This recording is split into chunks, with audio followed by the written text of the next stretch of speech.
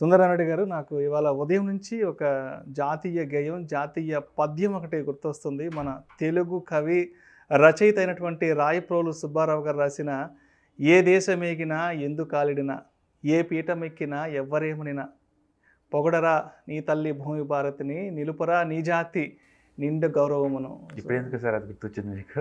ఎందుకంటే మన భారత సంతతికి చెందిన వాళ్ళు చాలామంది విదేశాల్లో పెద్ద పెద్ద కంపెనీలకు సిఇఓలుగా వ్యవహరిస్తున్నారు. అండ్ ఇవాళ నేను ఒక న్యూస్ చూశాను. స్టార్ బక్స్ సిఇఓగా మన భారత సంతతికి చెందిన వ్యక్తి నరసింహన్ అక్కడ కీలక బాధ్యతలు చేపట్టారు. సో అదేవిధంగా గతంలో కూడా చూస్తే మనం మైక్రోసాఫ్ట్ కానీ, గూగుల్ కానీ, ఐబిఎం కానీ, డెలాయిట్ కానీ, ట్విట్టర్ కానీ ఇలా అనేక విదేశీ కంపెనీల్లో చాలా కీలక అత్యున్నత పదవుల్లో మన భారతదేశానికి చెందిన వ్యక్తులు అక్కడ వ్యవహరిస్తున్నారు. ఏంటి అసలు మన భారతీయుల మేధో శక్తిని ఏ విధంగా అర్థం చేసుకోవాలంటే? డెఫినెట్గా అండి, ప్రపంచం భారత్ మొత్తానికి రెస్పెక్ట్ ఇస్తుంది. భారత్లో టాలెంట్ పూల్ బాగా ఉంది. భారత్లో ఫ్యూచర్ సంబంధించిన ఎంటర్ప్రీనర్స్ అందరూ ఆ స్కిల్స్ ఉన్న పర్సన్స్ అక్కడే ఉన్నారు అని ప్రపంచం ఇస్తున్న రికగ్నేషన్గా మనం భావించవచ్చు. సో మన దగ్గర ఒక 20 ఇంటర్నేషనల్ ఇన్స్టిట్యూషన్స్కి మన వాళ్ళు సీఈఓగా ఉన్నారండి. కాకపోతే వాళ్ళందరూ ఇప్పుడు ఇండియన్ సిటిజన్ కాదు, అబ్రాడ్లో సెటిల్ అయిన ఇండియన్ సిటిజన్స్. బట్ స్టిల్ వాళ్ళ రూట్స్ మర్చిపోరని అనుకుంటారండి. ఎందుకంటే వాళ్ళు బర్త్ ఇండియన్స్ కాబట్టి డెఫినెట్గా ఇండియన్ కల్చర్ కావచ్చు, ఇండియన్ సొసైటీని కావచ్చు, ఇండియన్ వాల్యూస్ని కానీ వాళ్ళు స్ప్రెడ్ చేస్తారు. ఫ్యూచర్లో డెఫినెట్గా ఎంతకంత ఇండియాకి కాంట్రిబ్యూట్ చేస్తారు అది. సో మీరు అన్నట్టు మైక్రోసాఫ్ట్ కావచ్చు, లేకపోతే అడోబ్ కావచ్చు, పెప్సికో కావచ్చు, అండ్ రీసెంట్గా ఫెడెక్స్ కావచ్చు, అండ్ మీరు చెప్పినట్టు స్టార్ బక్స్ కావచ్చు, వీటన్నిటిలో కూడా ఇండియన్ సీఈఓగానే రన్ చేస్తున్నారండి అది. సో ప్రపంచంలో ఇండియా యొక్క నాయకత్వాన్ని వాళ్ళు యాక్సెప్ట్ చేస్తున్నారు. ఒకప్పుడు ఇండియన్స్ అంటే అవుట్సోర్సింగ్ ఎందుకు పనికిరాదు అన్నట్టుగా చూసేవాళ్ళు. ఇండియాలో ఉన్న ఈ క్వాలిటీ మ్యాన్ పవర్కి ఎంత రెస్పెక్ట్ ఇస్తున్నారో వరల్డ్ క్లాస్ ఇన్స్టిట్యూషన్స్ వాళ్ళని ఇలా హైర్ చేస్తున్నాయో చూస్తున్నాయండి. దీన్ని బట్టి మనకు అర్థమవుతుంది ఇండియాలో ఒక టాలెంట్ పూల్, ఏ ఫ్యూచర్ సంబంధించిన టాలెంట్ పూల్ ఇక్కడే ఉంటుందండి. రీసెంట్ ఒక సర్వే ప్రకారం ఇండియాలో 24 కల్లా, అంటే 2047 కల్లా ప్రపంచం మొత్తం మోస్ట్ టాలెంట్ పూల్ 20% ఇండియా నుంచి వస్తుంది.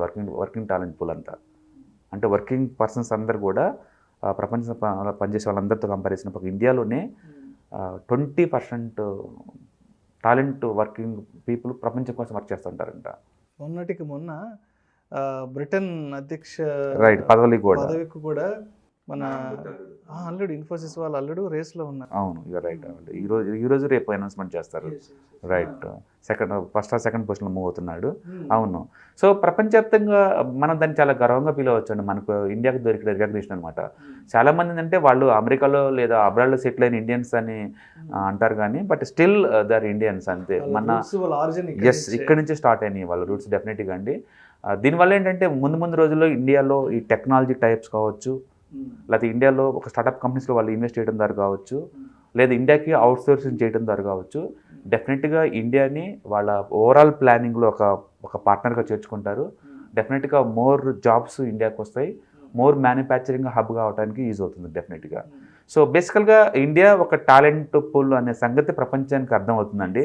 ఒకప్పుడు ఏషియన్స్ అంత పెద్ద ఎఫిషియన్సీ కాదు, ఏషియన్స్లో అంత ఏం లేదనే వాళ్ళు అలాంటి వాళ్ళు కదా. ఇప్పుడు కదా డిజిటల్లో ఒక డిజిటల్ ఎకానమీలో ఇండియన్ కాకుండా ముందు పోవటం అనేది చాలా టఫ్ అనే విషయం వాళ్ళకి అర్థమవుతుంటుంది డెఫినెట్గా. ప్రపంచ దేశాలే మన మేధస్సు కోసం డెఫినెట్గా. ఎందుకంటే మైక్రోసాఫ్ట్ చిన్న కంపెనీస్ కావు, అది ఎస్ యువర్ రైట్, ఎస్ అది గూగుల్ చిన్నవి కావండి.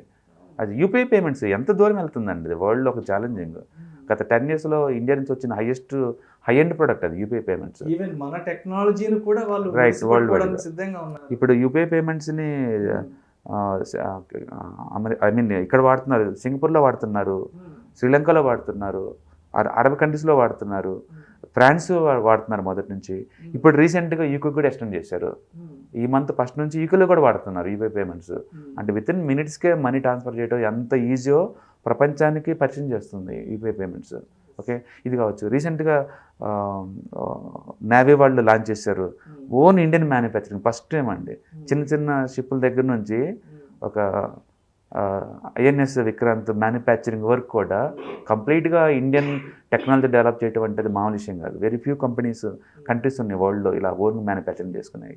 వాటి సరసన ఉన్నామంటే మీనింగ్ ఏంటంటే ఇండియా వాళ్ళు జస్ట్ అవుట్సోర్సింగ్ కాదు, లీడర్షిప్కి కూడా ఒక కంపెనీ లీడింగ్ కూడా వాళ్ళ వాళ్ళ ఇన్వాల్వ్మెంట్ ఉంటుంది అని చెప్పేసి ప్రూవ్ చేస్తున్నారు.